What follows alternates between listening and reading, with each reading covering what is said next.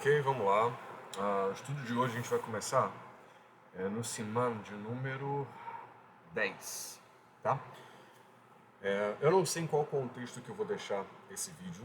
Provavelmente, em algum momento, eu vou deixar parte do vídeo no canal no YouTube e parte do vídeo quem é assinante, ok? E pelo menos é isso que eu penso em fazer, com um grupo mais fechado de estudos. Bem, vamos lá. Leis relacionadas ao Tefilim. Necessidade de prestar atenção na legitimidade, na legitimidade, na qualidade e na prática da santidade dos tefilim. O mandamento dos tefilim também é muito especial, porque a Torá é acompanhada dos tefilim, é comparada aos tefilim. Conforme foi dito, Shneemar, e será para ti como um sinal na tua mão e como uma memória entre os teus olhos, para que a Torá de Elohim esteja na tua boca. Shemot 13:9. Quem não coloca tefilim está incluído entre os chamados pecadores de Israel com o seu corpo. É um pecado com o corpo. Obviamente que a gente está falando de judeus, né? De Yehudim. Porque essa obrigação é somente para judeus. Quem coloca os tefilim ilegítimos, não bastasse que não está cumprindo o preceito, ainda recita diariamente várias bênçãos desnecessárias, que é o que também é um grave pecado. Portanto, é preciso cuidar de adquiri-los em um escriba competente e temente a Elohim. Assim, existem algumas questões relacionadas ao tefilim. Tá? Primeiro, é uma mitzvah e ela tem uma conexão direta com a Kadosh Baruch Hu. O que significa que, na verdade, todas as mitzvot, elas são da seguinte forma. O importante é executar, é fazer. Zero. O importante é executar. Mas o executar é a parte básica da mitzvah. Por exemplo, uma pessoa que ela faz uma mitzvah, mas não teve kavaná, dependendo da mitzvah, mas assim, boa parte das mitzvot, se ela não teve kavaná, ela pelo menos saiu da primeira obrigação.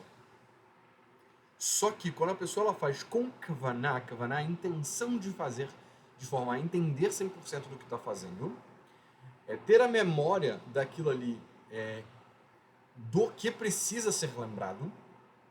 Mais do que isso, mentalizar pelo menos por um segundo que Hashem mandou fazer aquilo. E aí depois disso, aí sim ter a conexão com a tradução e também com o que aquilo ali significa para a pessoa. Então isso basicamente é Kavaná. Então quando a pessoa faz colocando isso sobre o ato de fazer, é melhor ainda. Vai falar o seguinte, olha, então quem fez, por exemplo, quem colocou o tefilim, o judeu que colocou o tefilim, ou fez tzedakah, só que não tinha uma intenção verdadeira, tá? Se eu não me engano, o Rav Ovad Yosef,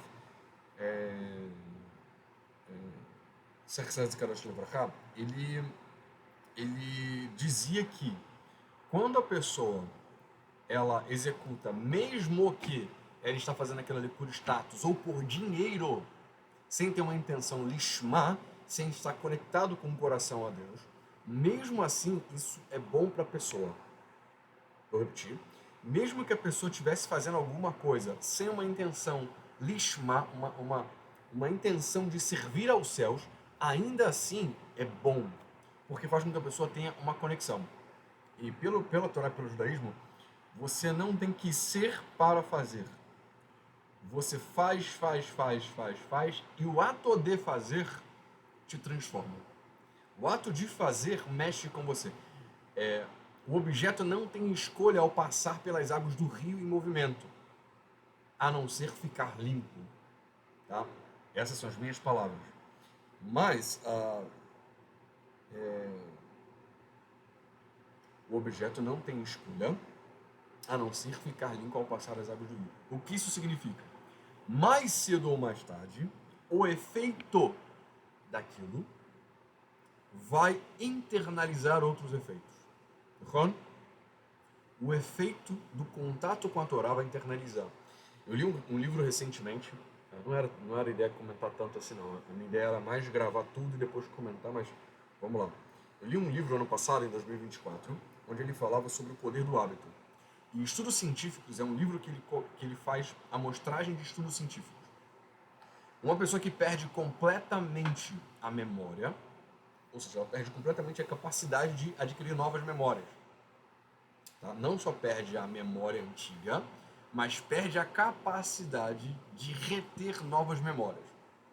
Essa pessoa, se ela faz algo sistematicamente novo todos os dias, e aí há um exemplo no livro, um livro secular, tá? Científico, que ele fala o seguinte: a pessoa que ela está nessa situação, que ela vai todos os dias, por exemplo, num determinado horário, com a pessoa que está cuidando dela, no caso era a esposa, era o marido e a esposa, o marido estava sem essa capacidade de memória, a esposa levou ele no bairro, levava todos os dias para dar um passeio, por causa que o médico falou que estava muito tempo sentado no sofá, e aí acabava dificultando a saúde mesmo, estava sendo ruim, estava se tornando sedentário. E aí começou a andar pelo bairro, dando volta no quarteirão, vendo flores e tal, paisagens e tudo mais. Num determinado momento, depois de fazer isso todos os dias, ela esquece. E aí começou a ficar desesperada quando vai procurar ele na casa e não acha essa pessoa na casa. Não acha essa pessoa na casa.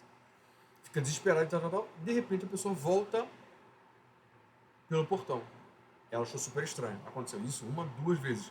Na terceira vez, se eu não me falha a memória, são 3 vezes. Na terceira vez ela foi atrás dele. Ela não levou e foi atrás dele. Ele fazia o mesmo trajeto que fazia. Não tinha memória, mas o hábito se cristalizou no cérebro.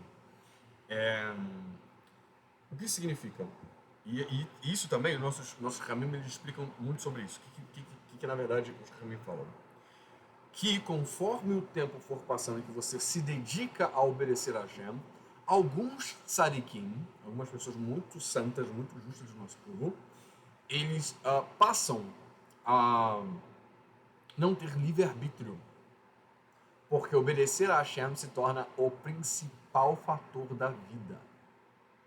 Significa que nós réis mortais, nós seres humanos normais, a gente tem mais livre-arbítrio do que um grande tzadik, uma pessoa muito santa. Porque essa pessoa, ela perde o livre-arbítrio porque ela faz um esforço tão grande, mas tão grande, para adquirir um hábito, que aquele hábito já se torna natural. Fazer o bem e pensar em fazer o bem, racionalizar sobre o bem, estudar sempre, né, o Talmud, as Halachot, pensar nas histórias da Torá, faz com que a gente vá adquirindo esses hábitos e vai racionalizando e vai internalizando a lógica de fazer o bem e ser uma pessoa justa. Conforme o tempo for passando, a pessoa perde esse livre-arbítrio. Da mesma forma acontece também com o convertido. Pela Torá, é proibido você converter um não-judeu. Só que a Torá ela abre uma exceção. Quando? Quando a Torá ela fala: você vai converter o judeu.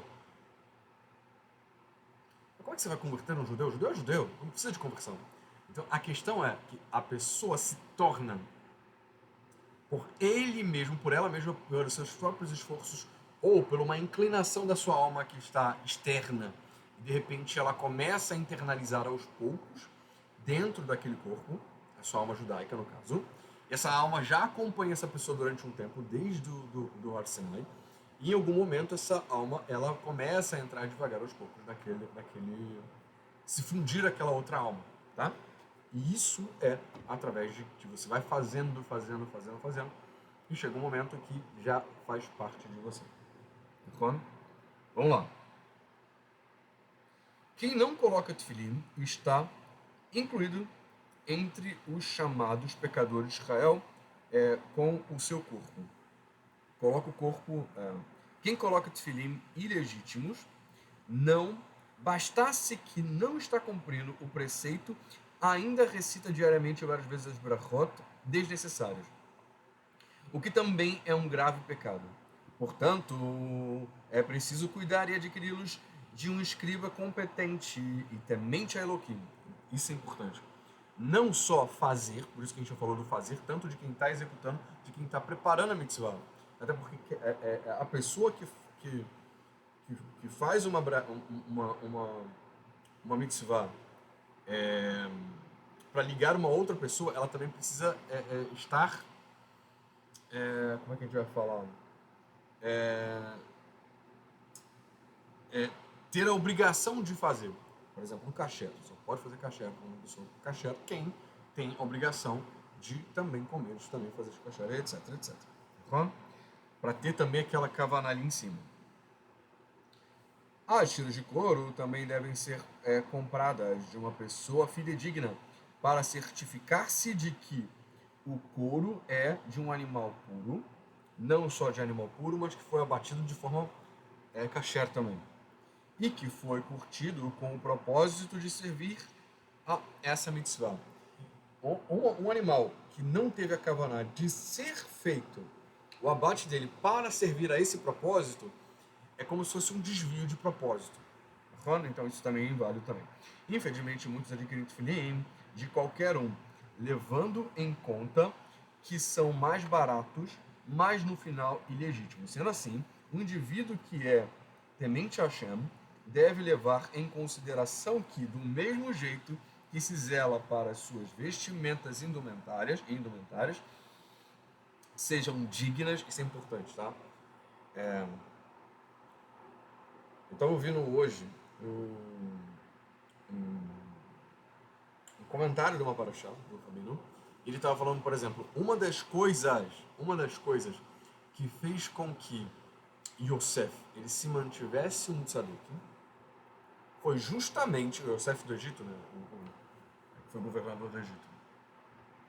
Foi que ele raciocinou de forma muito rápida a história dos seus antepassados. Ou seja, ele sabia quem ele era, sabia quem era o bisavô, o avô, o pai. Isso fortaleceu quem ele é e guiou ele para que ele não se desviasse do caminho. Então, você se vestir de maneira digna, de uma forma importante, faz com que você, primeiro, treine o respeito a si próprio, lembrando que amar ao próximo como a si mesmo.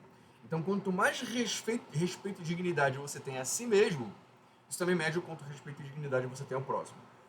Antigamente, as pessoas tinham um pouco mais de respeito por si próprios e também pelos outros. Por exemplo, mesmo uma pessoa que falava palavrão, quando soltava perto de uma pessoa religiosa, perto de uma senhora, perto de criança, ele falava, desculpa. Sabia que estava errado. Hoje em dia, é muito complicado. Lógico, hoje em dia depende da roda, mas eu estou falando assim, a medida pela rua, pelo shuk, pela feira. Vou medir pela feira.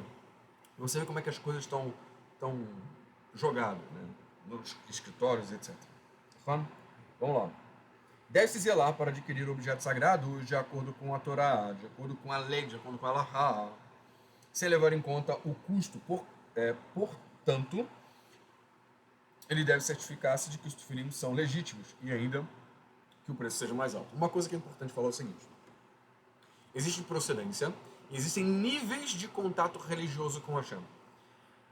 Lógico que os tefilim de hoje em dia não se comparam com a qualidade dos tefilim dos nossos bisavós lá atrás, avós que vieram para o Brasil, seja lá de onde foram, ou até mesmo lá atrás também. Por quê? Porque gente, o nível de Torá de hoje em dia é absurdo, Nunca se teve tantas yeshivot, tanto vibração por Torá, ainda mais depois do declínio, primeiro, do iluminismo, né, que afetou muito o povo judeu, né, que até hoje, gente, conversei com umas meninas agora recentemente aqui do Rio, que são iluministas, né, tipo, são defensores da esquerda, estão até sofrendo por estarem na esquerda, iluminista, e sofrem por 6 dias. E aí fica uma situação complicada, porque justamente o iluminismo faz com que as pessoas se afastem da conexão com Hashem. Porque é um princípio do iluminismo de você ter o contato máximo, né, com com a lógica humana e pouco com divindade. Tá? E vamos continuar. Uma outra coisa também que eu quero falar para vocês é o seguinte. Voltando aqui ao assunto. Então, o que tem acontecido? Enquanto existe, obviamente, ateus judeus que perguntaram por que aconteceu aquilo lá na Shoah, no Holocausto, né? Outros também que ficaram muito revoltados com os Ashkenazim por causa do abandono dos Faradim lá no meio, tudo aquilo que aconteceu na Inquisição. Enfim, existe uma série de questões que estão ali entreladas no coração e que isso é passado de pai para filho. Só que existe um momento na história que a gente está chegando, obviamente está se aproximando da vinda do Mashiach, que a gente está vendo os extremos. Era aquilo que estava sendo até preconizado, que era, vai ter uma geração muito tzadik e uma geração muito rachá. Então isso está fazendo com que haja uma mudança no tabuleiro mundial. Claro? Vamos lá. E aí, de novo, só para fechar aqui a última parte. Isso faz com que pessoas pensem no quanto que eu tenho que pagar por um tefilim? Ou qualquer uma das mitzvot. Existe uma mitzvah da Torá que é embelezar Hashem. E como é que eu vou embelezar Hashem? Hashem não tem nariz, não tem orelha, não tem cabelo, Hashem não tem barba, Hashem não é corpóreo. Apesar de que alguns símbolos fazem com que a gente pense nele para se conectar com ele, para ficar mais material, porque a Torá está lá em cima de forma imaterial e ela desce de níveis para a gente poder compreender de forma mais simples. Mas, né, é uma mitzvah de embelezar Hashem. E como é que a gente embeleza Hashem? Com as mitzvot que têm conexão com o físico. A gente abraça Hashem, a gente se cobre com Hashem, a gente se cobre com as mitzvot, a gente executa as mitzvot. Isso faz com que a gente se conecte melhor com a Kadosh Baruch Hu. Então, quando a gente embeleza, e aí eu vou dizer que existem níveis, tá? Porque olha só, existem... O kasher é kasher, ponto, acabou. Só que existem humrot, existem pessoas que definiram uma evolução para a sua família e que eles começaram de uma maneira não religiosa, foram caminhando e foram evoluindo. Ron, a ideia é sempre você não desevoluir. Você sempre estar a um nível um pouco assim. É lógico que eu não vou falar para que todo mundo vai vestir 2 tefilim com o Rabbeinu Tam, Irashi, como alguns fazem. Vão falar, não, se é para fazer, tem que fazer 100%. Rabbeinu Tam e Irashi, vou fazer os 2. Então, assim, existe pessoas que estão num nível religioso mais alto, normal. Mas a questão é começar e não terminar. Ron? E ir evoluindo. E sempre fazendo o possível para ter um nível posterior. Obviamente que a gente não vai falar para alguém que, sei lá, ganha 5 mil reais ali para sacrificar para ter um tefilim de 100 mil reais. Não estou falando disso, tá? Eu estou falando aqui o seguinte, existe um processo, existe níveis e você sempre tem que ser Bezrat Hashem, cada vez mais exigente consigo mesmo e aos poucos caminhando dentro das suas possibilidades. Tá? É necessário atentar que os tefilim sejam ajeitados e pintados de preto, de acordo com a Allahá, tanto a caixa de couro como as tiras, e deve-se passar óleo nas tiras para que permaneçam pretas. Mas não se deve passar óleo de um peixe chamado pestram, porque ele é um peixe impuro. Quanto aos tefilim, se danificaram, quando os tefilim se danificaram, mesmo parcialmente, ou quando arrebenta a costura, é preciso consultar uma autoridade competente para saber se estão legítimos. É preciso atentar com os cantos das caixas de couro, especialmente na cabeça, por ser comum o átrio, pois às vezes podem ser perfuradas e se tornarem ilegítimas. Também ocorre com frequência que arrebentar parte do couro dos tefilim antigos, principalmente o da cabeça, tornando-os ilegítimos, especialmente para quem mora no hemisfério sul, suor, umidade e tudo mais. E às vezes também, em Israel também, dependendo se for um clima mais seco, por exemplo, enfim, tem umas, porque seca o couro. Tá? Portanto, é preciso muito zelo com relação a todas essas coisas.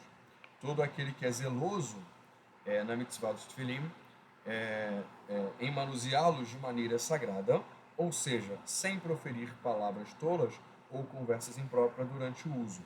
Isso é muito importante. Durante o uso do tefilim, você não pode ter nada que não seja sagrado. Você tem que se colocar diante de Hashem e tirar. Alguns tzadikim usavam durante o dia todo. Não é recomendado, por quê? Porque você precisa estar 100% concentrado em Hashem. Eu não tenho costume de fazer isso, eu fazia isso quando a gente estava durante a semana lá na Kivá. O que acontece? Eu usava para poder estudar de manhã. Por quê? Porque é um período assim que a gente vai rezar de manhã durante a semana. E aí o que acontece? Já fazia um estudo também quando a gente fazia aula no domingo de manhã. Então rezava de manhã, já usava e já se concentrava, porque é um período que você está 100% concentrado em estudar a Torá. Então, isso te faz manter o foco em Hashem. Então, é um mérito um pouco maior de conexão com Hashem. E assim, a sensação que você fica também é de uma conexão muito maior. Por quê? Porque, primeiro assim, ele te prende em dois aspectos, na parte espiritual, mística, né, superior, e também no ponto físico, porque ele te mantém atento que você tem que estar concentrado com Hashem. Então, ele te traz a tua alma, traz uma concentração maior, tá? E também o seu corpo, ele fica atento, ele fica presente, digamos assim. Então, isso ajuda especialmente para quem tem falta de concentração, quem tem algum tipo de devaneio físico, para quem tem uma certa dificuldade, não é para quem é para quem realmente precisa se conectar com a Hashem. Então é uma forma de você se manter ali mais presente com a Kadosh Baruch Hu. Vamos lá.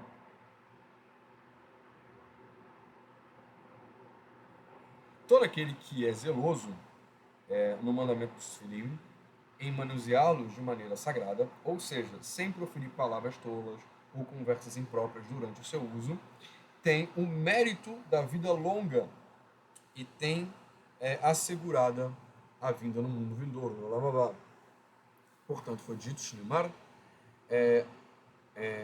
Elohim está sobre eles, sobre os seus, sobre os que carregam o nome de Akadosh Baruch Hu, escrito nos tefilim, para que vivam e tudo o que é a vida do meu espírito, para que vivam e tudo o que é a vida do meu espírito, que ele possa restaurar-me e fazer-me viver novamente.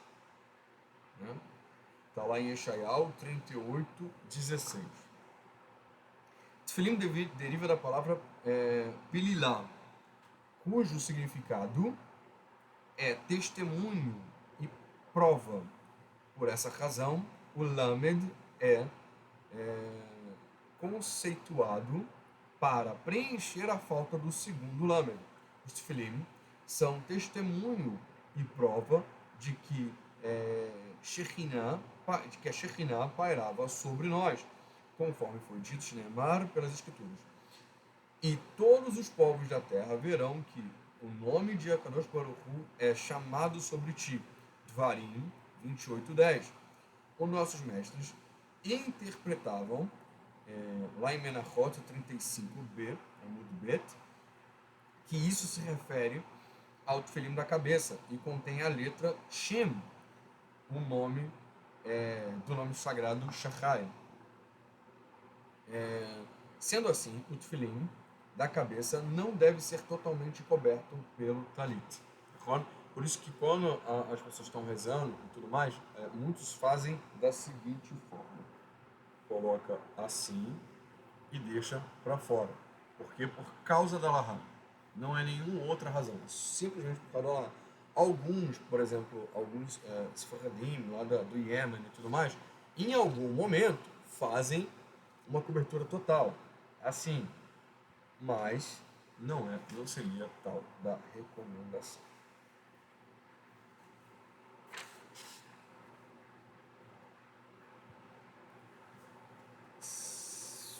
B. Horário e modos de colocar o tefilim. O horário inicial para a colocação do tefilim é a partir do momento em que está claro o suficiente para identificar um amigo conhecido que se encontra distante 4 cúbitos, ou seja, 2 metros. Mas a gente tem que lembrar que é luz natural. Não estou falando de iluminação artificial, não. Então seria luz natural. Os tefilim são colocados após o talit. Então, primeiro o talit, depois o tefilim. A razão de antecipar a mitzvah do tzitzit é por ele ser mais frequente, porque vestimos em Shabbat e Yom Tov, ao passo que nestes dias não são colocados os tefilim. Porque o tefilim ele é um sinal físico, e por isso, como a gente tem 2 sinais físicos, né, o talit e o tefilim, no Shabbat também é um sinal físico, então não se coloca. Quando há obrigação de cumprir os 2 preceitos simultaneamente, temos a regra de antecipar aquele que é mais frequente. É importante a gente entender o seguinte, tá? Que tudo que é mais frequente, a gente tem um efeito psicológico de... Primeiro, vou falar sobre o carinho que se tem, tá? Tudo que é raridade, a gente tende o nosso cérebro, foi assim que a Hashem fez a gente, a dar mais valor. Mas, das festas da Torá, a que menos tem relevância, infelizmente, pelo povo judeu, é o Shabat. Mas Shabat é uma festa da Torá. Foi uma festa que foi ordenada por Hashem. Mas por ela ser tão frequente em nossas vidas, que aparece toda semana, há uma tendência de diminuir o respeito por ela. O que isso ensina pra gente? Ensina pra gente o seguinte, o talit, ele é mais frequente. E por isso nós temos uma tendência a desrespeitá-lo. Poxa, se o talit eu uso todo dia, pode ser deixado para depois. O tefilim é uma coisa que não é todo dia, então eu vou dar preferência para ele. A mesma coisa acontece também com respeito com as pessoas que estão ao nosso redor. Se é uma pessoa que a gente não conhece, a gente evita constranger a pessoa, falar de uma maneira mais despojada com a pessoa. Agora, com a esposa, com o marido, com os filhos, a gente pode ser que a gente caia na tendência da rotina de tratar de uma forma não elegante, de forma não respeitosa. A ideia aqui é fazer a gente pensar no seguinte: eu trato a minha esposa, o meu marido e os meus filhos de uma forma respeitosa, como eu acabei de conhecer uma nova família, ou eu trato de uma maneira... Chegou a esposa, a gente voltou a criar um hábito aqui em casa, que é uma tradição sefardí. Eu não sei se outros têm essa tradição, mas eu não sei se é só da minha família, se é de alguma, mas assim, uma tradição sefardí é você trazer flores sexta-feira à noite para a esposa. E aí eu voltei a fazer isso. Gente, é absurdo a mudança que existe na conexão que aumenta. Primeiro com o Shabat, porque a esposa, poxa, Shabat, tá chegando o Shabat, vai ser de flores. Né? E a minha esposa, né, nem gosta tanto assim de flores. Mas o fato de, poxa, ela lembrou. Teve um dia que estava tão corrido que eu não consegui comprar. E eu falei assim, essa sexta-feira vai ser bem corrida, porque a quarta-feira eu não consegui me organizar tão bem. Quarta-feira, o Shabbat começa na quarta-feira. Você começa a organizar as coisas na quarta-feira. E aí quando chegou na sexta-feira de manhã, eu falei, esse dia vai ser muito corrido. E aí enquanto eu estava me preparando para as coisas, eu fui num lugar que eu sabia que tinha flores, que era pública, assim, que era do lado de fora de uma casa, uma calçada. Peguei umas flores e falei assim, toda vez que tiver um dia, uma semana corrida, eu sei que vou poder vir aqui na sexta-feira para poder pegar. Então, achei de flores brancas lá, muito bonito, inclusive. Trouxe para a esposa, ela falou assim, puxa, você conseguiu? Eu falei, consegui. Aí eu falei, olha, tem aquela flor, tal lugar e tal, não sei o que eu pude pegar. Então já adiantei durante o dia, olha só. E ela falou, você pensou em mim. Você pensou em mim. Hoje é que dia? Hoje é segunda-feira e as flores ainda estão aqui bonitas, firmes e fortes. Provavelmente eu sobrevivi até amanhã, né? Não sei. Mas hoje está ali bonito, inclusive. Enfim, a grande questão é você aprender que não é porque uma coisa é frequente que você pode banalizar.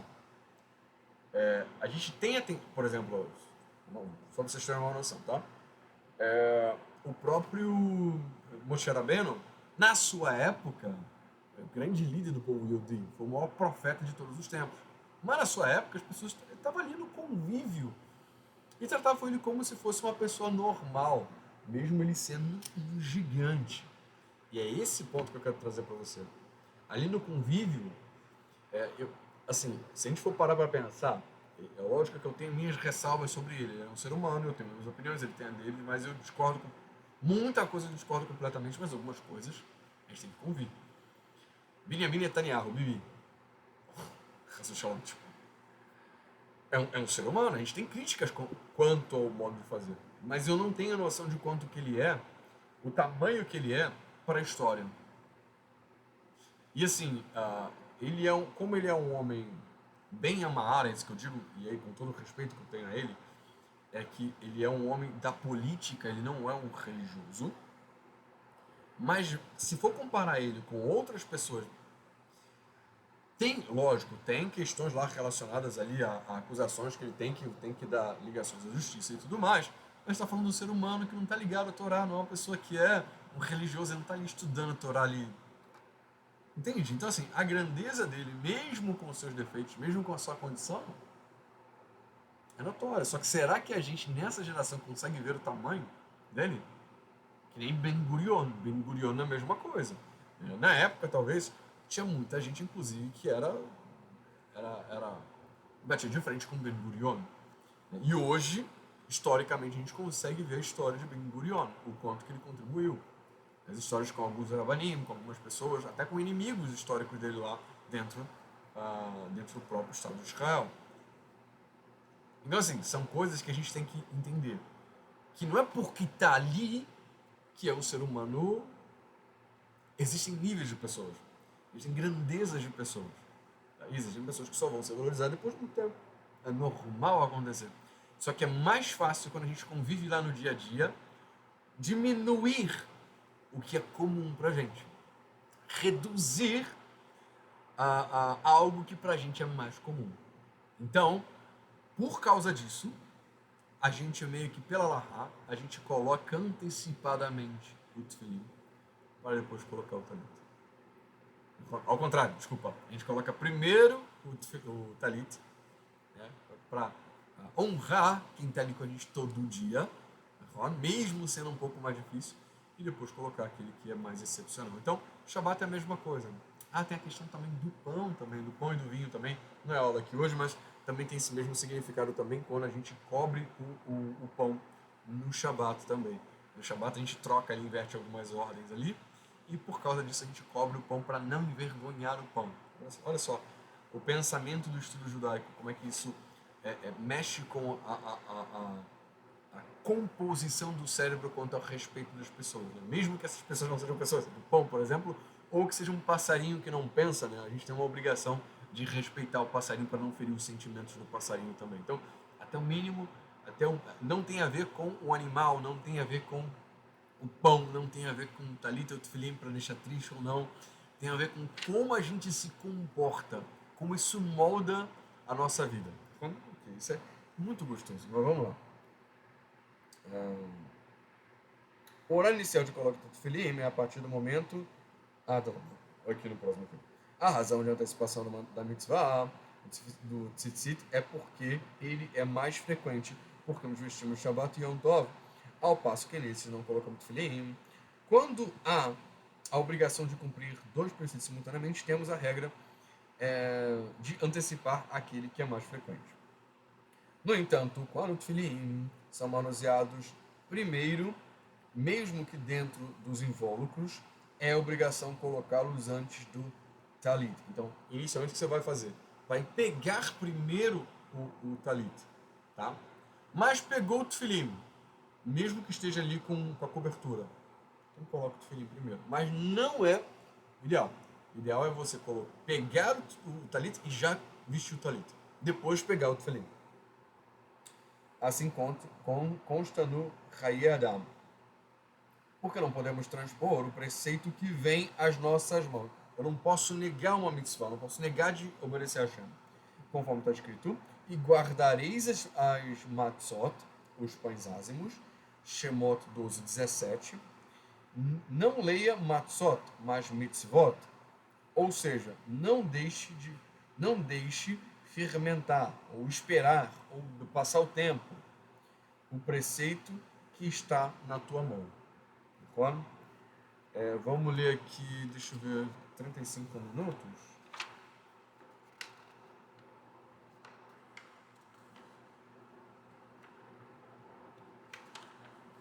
Vamos continuar aqui. Claro? Vamos lá. 3. Estemar, e será como um sinal na tua mão. Shemot 13:16. A palavra Yadcha, a tua mão, Yadcha, a tua mão, está escrito com o acréscimo da letra Rei. Está escrito Yud Dalet Kaf Rei. Os nossos sábios, de abençoar a memória, interpretam em Menachot 37 Aleph como existindo a intenção de formar duas palavras, Yad Kehar, na mão fraca. Ou seja, gente, assim, é o que eu quero dizer para vocês. Não dá para ler Torá sem a Torá Shebel Peh, não dá para ler a Torá Deoraita, a Torá escrita, sem a Torá Shebel Peh, sem a Torá oral. Porque assim, são códigos. Por que está escrito com essa palavra aqui e não está escrito com a outra palavra? É porque assim, eu vou dizer, computação, tá? Decodificação e até mesmo neurociência, ela estuda quantos de significados tem em um código mais aberto para ser colocado num código mais fechado. O que significa que? Tem muita coisa escrita aqui para formar outra coisa ali. As moléculas, H2O, né? Olha só o quanto que tem ali de hidrogênio dentro da água, quanto tem ali de oxigênio dentro da água. Então não é só água, tem muita coisa ali por trás. Fora alguns minerais que dão sabor para uma água em um determinado lugar ou outro. Então existem muito mais codificado na natureza, no mundo e também na palavra de Hashem. Então é impossível você ler a Torá Deoraita sem conhecer ou pelo menos ser banhado pela Torá Shebel Peh. Importante aqui. Então vamos terminar isso aqui, depois eu vou contar a história do baú com a chave. Então vamos tentar fazer. Se não for agora, me lembre de falar no outro momento. Ou seja, é necessário colocar no braço mais fraco, e é o braço esquerdo. O tefilim do braço tem que ser colocado sobre o bíceps, conforme foi dito, e colocarás as minhas palavras sobre os vossos corações. Dvarim 11:18. Portanto, é colocado ali, virado um pouco para dentro do corpo, de forma que ao mover o antebraço para baixo, o tefilim esteja na direção do coração. Os nossos mestres receberam por transmissão oral que entre os olhos, Devarim 6:8, concernente ao local da colocação do tefilim na cabeça, não é exatamente entre os olhos, mas posicionado para ficar entre os olhos. O local exato, portanto, é a partir de onde começa a crescer o cabelo e vai até o lugar onde a cabeça de um bebê pulsa, ou seja, na base inferior. Não pode estar abaixo do local onde começa a nascer o cabelo e nem a ponta do Ma'avarta, por onde passam as tiras, porque fica acima da posição de onde a cabeça de um bebê pulsa. É preciso zelar bastante para colocá-lo no local adequado. Então vamos lá. Onde é que é? Aqui, ó, para ficar bem entre os olhos. Então, nesse local aqui, ó, ficaria exatamente, se ele descesse aqui, ele ficaria exatamente dentro do meu crânio, entre os olhos. Claro? Então vamos lá. Quando o tefilim é colocado, mesmo parcialmente, sobre a testa, no local onde cresce cabelo, ou quando ele não está centralizado entre os olhos, a mitzvot não é cumprida e a brachá é proferida levatalá.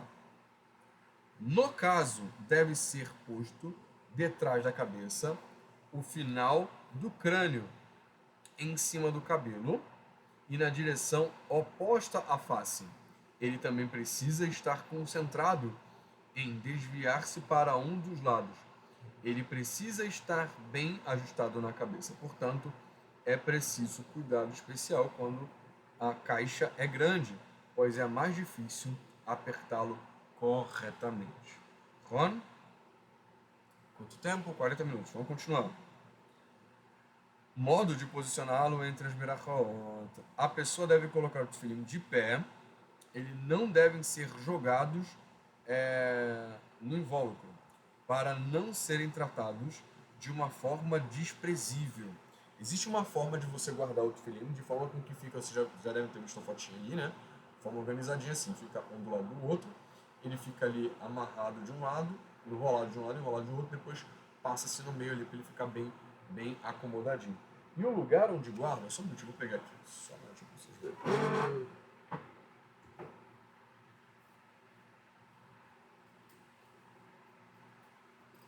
Antigamente, né, eu lembro que os antigos eles tinham tipo uma caixa, né? Era uma caixa retangular aqui assim, com dois espaçozinhos para colocar. Hoje em dia, não é que hoje em dia, né, mas o mais popular, ele vem assim, bordadinho, esse aqui é bem antigo. Esse aqui deve ter, uns, deixa eu ver,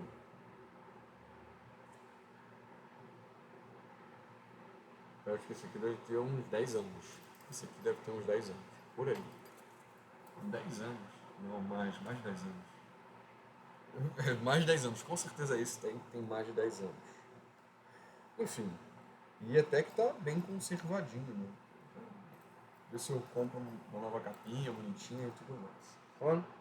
Então é importante que seja cuidado com bastante carinho.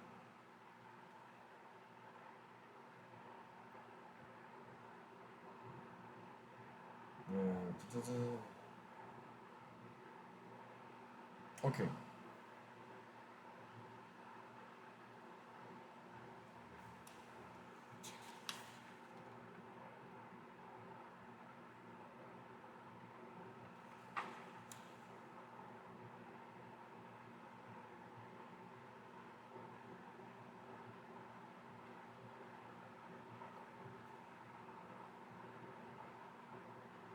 A pessoa deve colocar o tefilim de pé. Eles não devem ser jogados no invólucro para que não serem tratados de uma forma desprezível. Eles devem ser retirados com a mão. O tefilim do braço é colocado primeiro. Antes de ajustá-lo, o nó recita a berachá de Leniach Tfilim. Ou seja, primeiro você coloca o primeiro tefilim, tá? E antes de prender, antes de ajustar, prender no caso é ajustar, puxar as tiras, recita a berachá Lechaniach Tfilim. O rei é pontuado assim. Então, não dá para mostrar aqui, depois eu mostro que talvez na edição coloque o rei com a pontuação aberta no ar. O lamed de tefilim é acentuado. Em seguida, é ajustado o nó e são feitas 7 voltas com a tira em torno do braço. Alguns são 8, alguns são 7. Deixa eu falar um pouquinho sobre as diferenças aqui de Ashkenazim e Sefaradim. Depois o tefilim da cabeça é colocado antes de ajustar o tefilim da cabeça. É proferida a berachá de al mitzvot tefilim. Então tem a segunda berachá, a gente vai falar sobre essas berachá.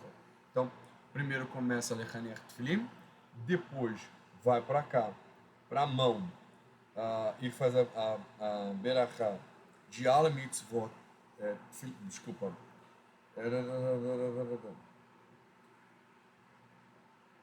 depois o tefilim da cabeça é colocado e antes de ajustar o tefilim da cabeça é proferida a mitzvah, a berachá de al mitzvot tefilim. O vav é pontuado mitzvah tefilim. Pois é ajustado na cabeça, é dita a frase. Depois de ajustado na cabeça, aí tem uma outra berachá, que é Baruch Shem Kevod Malchuto Leolam Vaed. E aí tem o Peri Magdim, que fala mais sobre isso aqui. Depois a gente vai passar tudo isso aqui. Vamos lá. A razão para pronunciar essa frase é porque há incerteza se é preciso preferir uma berachá. No capítulo 6, no 4, fala um pouco sobre isso. Alahá número 4. Já que há uma dúvida se é preciso recitar-se também, recitar, e também se há uma dúvida se quem ouve precisa responder também amém, segundo o Peri Magdim. Tenho a impressão de que é melhor proferi-la em voz baixa. Depois de colocar o tefilim na cabeça, dão-se 3 voltas da tira no braço sobre o dedo médio, sendo uma volta na segunda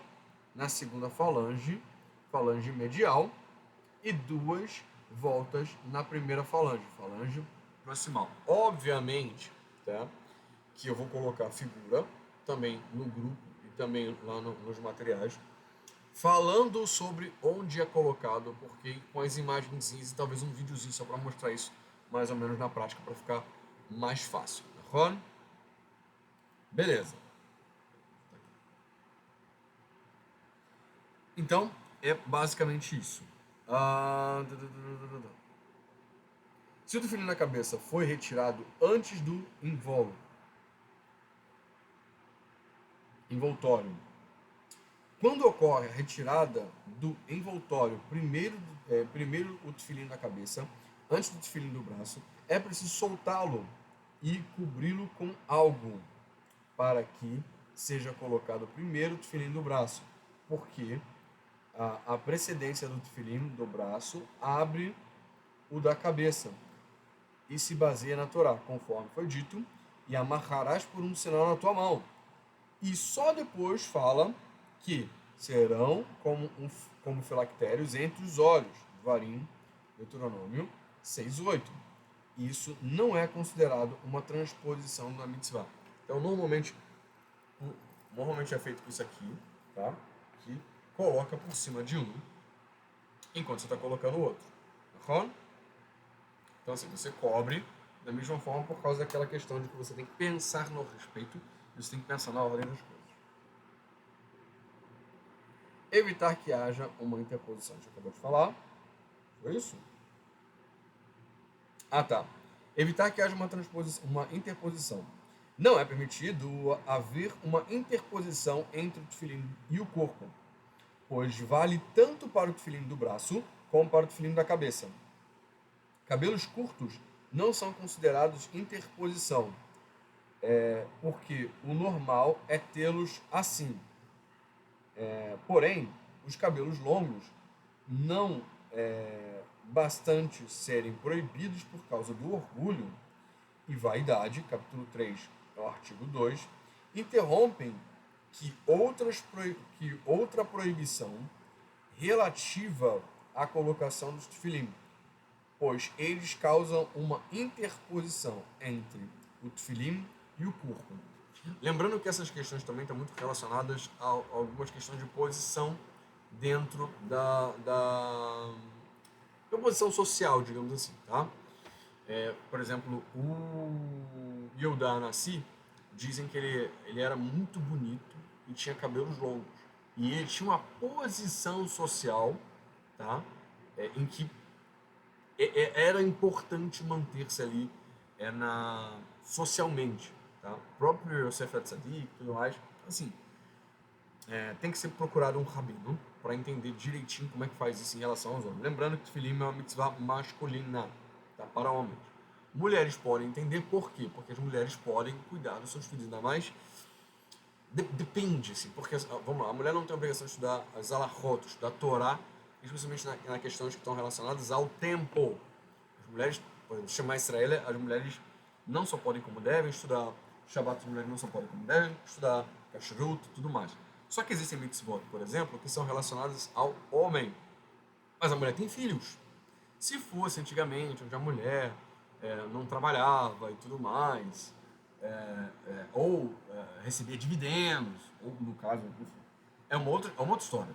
Agora, em relação à mulher que tem que fazer muitas coisas e ainda cuidar dos filhos, especialmente naquele momento entre próximo de Bar Mitzvah, ela vai ter que em algum momento saber, enfim, orientar e até ajudar o marido e os filhos. Tá falando?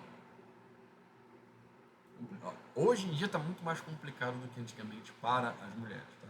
Para os homens também, são tempos bem diferentes, mas para as mulheres continuar se tzadiká, envolvidas com Torah Mitzvot, com a família, é o momento mais difícil, digamos assim. Vamos lá. Deixa eu ver se dá tempo. 50 minutos. Tá, vá, umazinha só. A orientação do tefilim no braço. O nó do tefilim no braço deve tocar a caixa de couro, inclusive quando está guardado no estojo.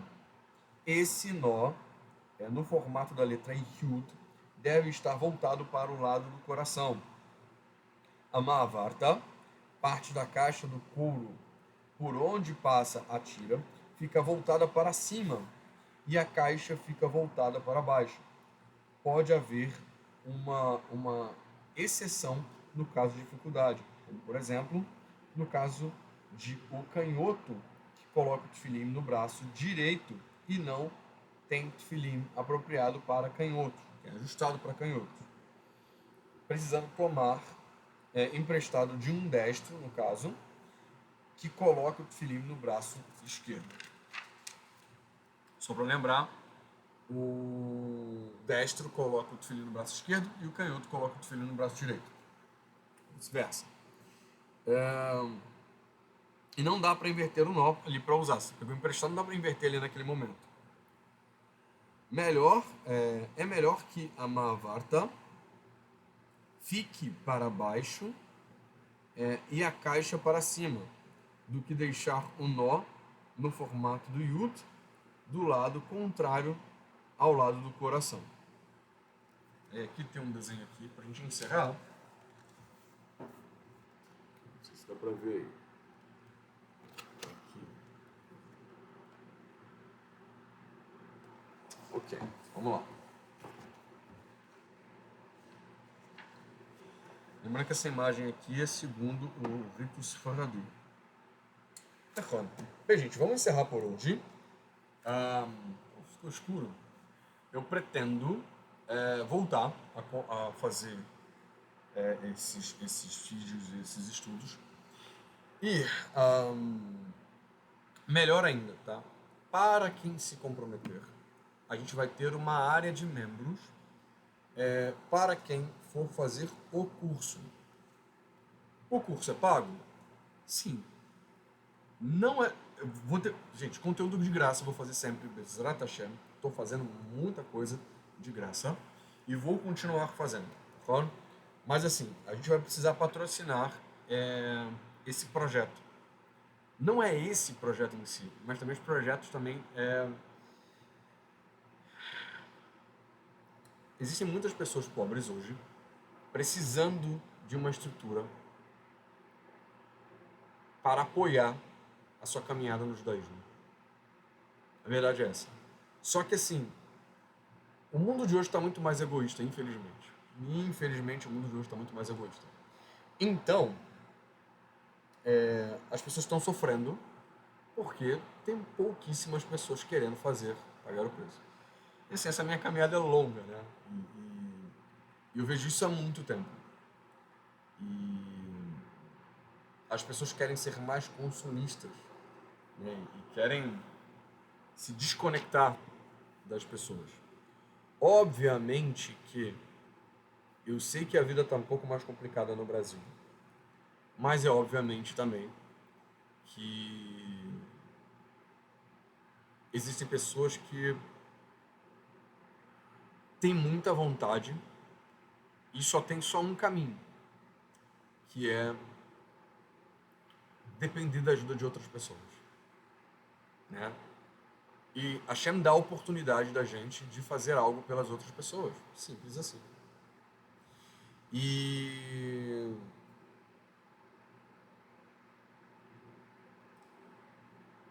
eu acredito de verdade que os mais ricos precisam, quando eu digo ricos, mais abastados, precisam dos mais pobres para poder se conectar com a Hashem. E uma das formas de se conectar com a Hashem é fazendo uma doação. Então, assim, eu vou doar. Tá? Então, assim, o que eu estou fazendo? Fazendo material gratuito, doando. Simples. Só que o projeto do curso pago que eu estou montando é para poder fazer a minha parte. Todo mundo sabe onde pode fazer, onde pode contribuir mais. Essa é a minha parte e vou ajudar esses projetos. Já tentei antes de uma forma mais simples, mas assim, vamos falar a verdade? Algumas pessoas não têm dinheiro para viajar para Israel ou para morar próximos de uma sinagoga. Algumas pessoas não vão ter apoio suficiente. Quando eu digo apoio de verdade, é apoio mesmo, né, para mudar completamente o seu modo de vida. E Baruch Hashem por causa disso, tá? Porque assim, a pessoa ela quer ter os méritos de pessoas que têm Zehut Avot, que têm mérito dos avós, dos pais, dos antepassados, para poder chegar lá.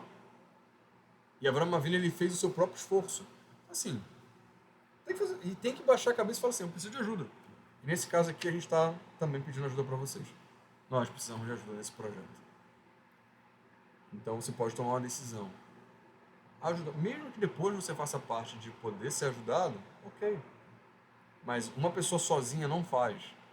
Agora, se muitas pessoas fizerem pouco de verdade, a gente consegue muitas coisas. O problema é que uma pessoa sozinha, mesmo fazendo muito, não consegue ter resultados. Porque o volume de pessoas juntas é que consegue fazer resultado. Por isso que esse projeto é um curso que a gente não está pedindo, a gente está fazendo algo e você vai ter o seu benefício. E vai ter dois benefícios aí. Você vai aprender mais profundamente. E além de aprender mais profundamente, você vai auxiliar outras pessoas com o seu dinheiro, colocando seu dinheiro num projeto de Tzedakah que realmente vai trazer resultado. Ron? Então é isso. Eu espero você na próxima e espero que a Hashem me ajude a continuar esse projeto. Tá bom? Um abraço para vocês, até a próxima.